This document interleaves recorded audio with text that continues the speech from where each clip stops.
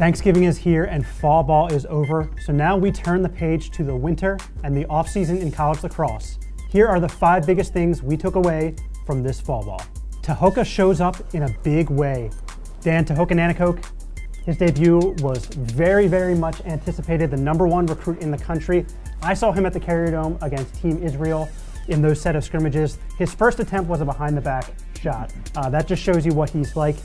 Instant magnetism, the crowd loved him, he was signing autographs. You saw him at the Headstrong event where he set Twitter and the world on fire with his goal. What was that like? Well, I actually didn't see his goal in person, so I was a little disappointed about that. But this kid came into the college lacrosse landscape with already so much hype, and now this goal, which made SportsCenter as a fall ball goal, kind of validates all that hype and makes it even more exciting going into the spring season.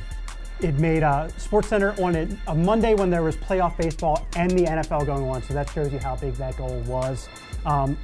Dan, his freshman season, what do you predict we're going to see out of him goals-wise?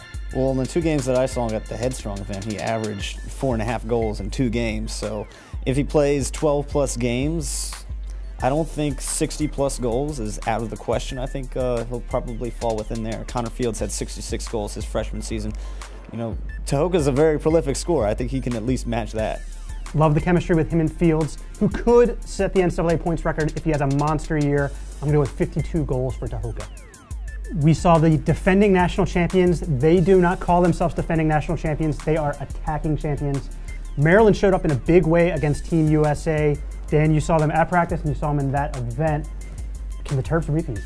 Yeah, breaking news, Maryland's got a good team. I think that, this team's a little young on the offensive side, but, looking at the roster, they're really strong in the midfield. Connor Kelly, awesome player, probably going to be a consensus first-team All-American.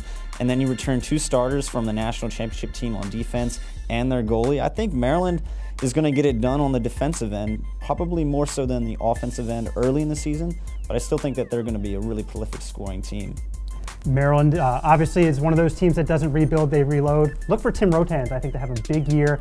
He's a 5th-year player, a leader on this team. He's the quiet leader. Expect him to kind of exert himself a little bit more and be more of a presence for this team and at least be in the Final Four.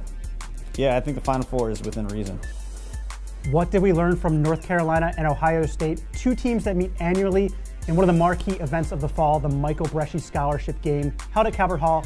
Dan, you were there. You followed both these teams closely. What do you make of the Tar Heels and the Ohio State Buckeyes? Well, for the Tar Heels, we saw a little bit of some new personnel mixed in. Alex Trippy, who was one of their big-time recruits, got a little bit of some time at midfield. He's an attackman recruited there, and I think that there's some cause to believe that he could start an attack in the fall.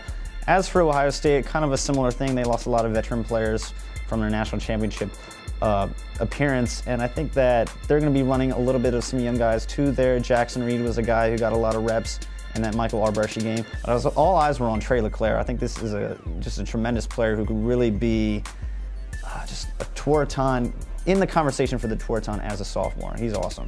Both coaches linked by family. We can follow them in the season project that we're airing on Inside Lacrosse. The Ivy League, the League of Extraordinary Attackmen. I don't think there's any conference in the country that has as many productive, high-profile attackmen as the Ivy League. Dan, I'm going to start with one. Michael Sowers of Princeton, only a sophomore, but plays beyond his years. High character guy, works really hard. He's the hardest working guy on the team. Played some box this summer. He's a feeder first, but this guy can get to the net. I'm really impressed with his physicality. I think he's going to have a first-team All-American year. And then you've got Ben Reeves at Yale, you've got Morgan Cheek at Harvard, and then you got Jeff Tita at Cornell. It really is the League of Extraordinary Attackmen, and probably the one conference that I'm really excited to watch going into 2018, because I feel like this is the conference that just plays offense and does not play defense. So I think, Yale will probably be the favorite there, considering Reeves being a senior his last season there. But I do think, this could be a bounce-back year for Cornell. It could be an interesting year with Brown under Mike Daly in his 2nd year, so the Ivy League, a league to watch. Blue Bloods looking to bounce back. We're talking Virginia and Johns Hopkins, 2 teams who are looking to get back into the national championship conversation after kind of being out of the mix for a few years here. Virginia, 2nd-year coach Lars Tiffany. I'm really eager to see what happens with his fingerprints all over every aspect of this program now. He changed up a lot of the stuff with the strength and conditioning this offseason, looking for more flexibility, looking for more athleticism, but not just pure strength. What have you seen out of Hopkins? Can they kind of return to form here? Well, the interesting thing about Hopkins is that they have so much experience, particularly on that attack. I think this year they're going to roll with Stanwyck Marr and a combination of Forey Smith and Cole Williams. I think that could be a really prolific attack, and then they got Joel Tenney at midfield.